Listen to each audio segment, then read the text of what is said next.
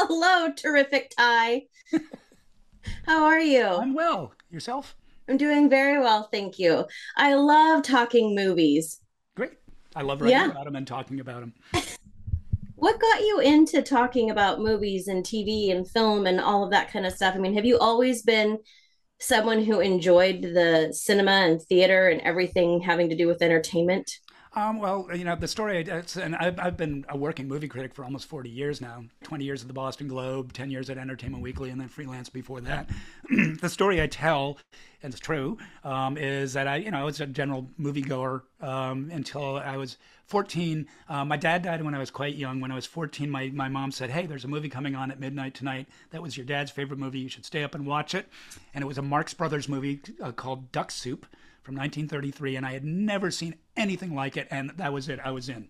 I went on to become a film studies major, which I guarantee you a parent thinks will never make anybody any money, but I actually managed to get a career out of it. But I got into it like all movie critics do because we love movies. We love Uh, writing about them, leading people to the good ones. How did you fare during the pandemic? Because there was just like nothing happening. Oh, it was rough. But at the same time, if there hadn't been streaming, a lot of it would have been over for Yeah. certainly for the independent theaters because they were able to stream virtually and have you'd pay a ticket price, watch it online, and some of the ticket price would go to the theater, whereas the multiplexes were heading toward bankruptcy. It was really rough, but we had already been as a culture watching more and more binge TV, and I think we veered even more strongly in that direction because we're stuck inside. We're worried about what's going to happen tomorrow. We don't want to, pick a new movie every night. If we've got a series that'll string us through to next month, Yeah. next week. Exactly. So Oscar buzz is starting. Yep. Things are already starting. The festivals have started. What are some of your top picks this year for Oscar contendedness, if that's a The word? Oscar contendedness. Some of them are kind of mass appeal. Some of them are pretty, challenging.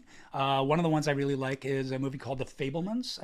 It's Steven Spielberg's new movie, his most autobiographical movie yet, about him growing up in California as a teenager making World War II epics in his backyard while his parents' marriage is splitting up. Mm. Michelle Williams and Paul Dano play the parents. Tony Kushner wrote Wow. the script.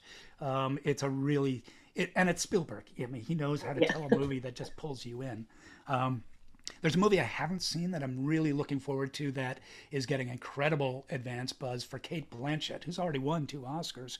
It's called Tar, T-A-R. Yes, It's about yeah, it's about an orchestra conductor who gets canceled for reasons I don't know the details of the movie, but everybody I know who's seen it has just said it's out of this world. She's out of this world. So I'm she's really looking forward to that. Um, the Whale is this movie that stars Brendan Fraser, who was a huge star at the beginning of the millennium. I know you're patting your heart, and so is everybody because everybody loves this guy. he's like the nicest guy. He is the nicest guy, and you think about him like an older brother or Yeah, best friend, not like a movie star. But yeah. he disappeared for a while. He struggled in his career. He had some personal things happen to him that weren't that great. And so he's in this new movie, The Whale, which is an okay movie. It's adapted from a play, and it feels like a movie adapted from a play. But he plays Mm. a 600-pound man and never leaves his apartment. And I must say that Brendan Fraser is not 600 pounds. There is a fat suit involved. Sure. But he is, with this movie played at the Venice Film Festival and got an 8-minute standing ovation for him. The movie's fine. He's really good in it, and it's so wonderful to have him back that I think that he is probably going to be Best Actor candidate material for that movie. That would be amazing. I mean, he was great in Encino Man too, but it'd be really great if we could get him an Oscar. He's a very different person now than he was in Encino Man. So I have to ask you, this is something I've always wanted to ask like a serious film critic. I mean, you know the Oh, and I'm ins and so outs of serious. movies, I'm so huh? serious. I'm so serious. Yeah, I can tell. Is there a guilty pleasure movie that you have where it's a Friday night, you've already seen all the Oscar contenders, you're like, I just want to sit down and watch, what is it? Oh God, I have a lot of guilty pleasure movies. My wife's guilty pleasure movie is A Man on the Moon with Viggo Mortensen as the Blouse Man, which Every woman loves that movie for reasons that I can't go into here. One of mine, I have a sweet tooth for really stupid romantic comedies where the stupider the gimmick is, the more I like it. Yes. So for me, that would be The Lake House with Keanu Reeves and Sandra Bullock and a magic mailbox that allows them to communicate with each other over a 2 year sort of, you know, chronological gap. Makes no sense whatsoever. Oh, makes I don't total know. sense. I love that movie because it's ridiculous, and to me, Keanu Reeves and Sandra Bullock belong together. They're the black labs of movie stars, you know. That's awesome. So I'll watch anything Keanu's in. I really like him. Yeah, he's also one of those guys that feels like your big brother. Like Yes, he's a very relatable person. exactly. So if somebody only had time to watch two movies this upcoming season, what would your two top picks be for what's out right now? For what's out right now, I want people to go see The Woman King, which is in theaters right now, starring Viola Davis in Oh, a true historical action film about a African woman warrior based in history that to me is every bit the movie that Gladiator, for instance, is. Tough, muscular, brutal in some scenes, but really smart, well acted. If Russell Crowe can win a Best Actor Oscar for Gladiator, Viola Davis can win an Actress Oscar for The Woman King. And I think that it's not getting the audience it necessarily should because people think it's a black subject and no, it's everybody's movie. It's a really good popcorn blockbuster, and I wish people would go see that. And I also wish people would see it still in theaters. A movie that came out earlier this year called Everything Everywhere All at Once with Michelle Yeoh, the great Hong Kong action star, in a totally crazy movie that involves parallel storylines. The Asian American actor who was in the Indiana Jones movies and the Goonies as a kid, he's all grown up now. all my stars. Wonderful.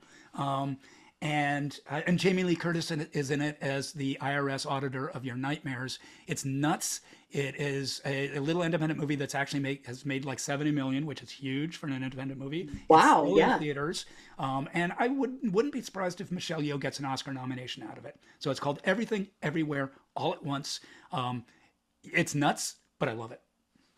Now, I was also reading on your website and I noticed the picture of cats up there. And I was so hopeful for that movie. And I was crying. I was laughing so hard within probably like a minute of the movie. And I was like, I paid for this stupid thing. I'm watching it till the end. And my Oh, bestie and I Rachel. we just laughed hysterically. Why was it so bad? I'm glad you were laughing. I think I was crying. I think my review said something like, "Oh God, my eyes." Um, the Why is it so bad? When you take people's actors' faces and put them unconvincingly on a digital cat. When the cats change sizes, when there's Idris Elba is doing weird things with his tail, it felt unclean. But more to the point, actually, it fell into what's called the uncanny valley effect, where something that looks almost human but isn't human just Yeah. feels creepy as hell. And that movie is 2 hours of the uncanny valley effect. I agree with you. How can people sign up for your newsletter? I am at Ty Burr's Watch List. .substack.com, not at substack, .substack.com. You can Google my name and you'll get there. It's free 2 or 3 times a week. You get an email in your inbox saying, here's something good on one of your streaming platforms or in theaters. It's a guide. It's a guide to help you negotiate all that stuff that we have streaming at us all the time. Awesome. Well, you take care of yourself, and I look forward to chatting with you next year. Thanks, Amanda. That would be great. Thanks, Ty. Take care.